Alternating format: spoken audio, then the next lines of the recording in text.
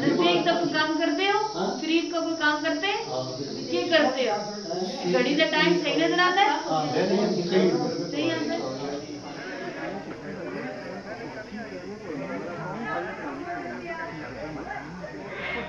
जफराबाद में as a chief medical officer अपनी खिदमत सर अंजाम दे रहा हूँ। आज समनी यूथ वेलफेयर फाउंडेशन और प्रेस फॉर पीस की तरफ से यहाँ समनिया में एक फ्री आई कैंप मुनक्कद किया गया था, जिसमें हमारे पास राउंड अबाउट 400 से ज़्यादा मरीज़ों ने यहाँ पे चेकअप करवाया है।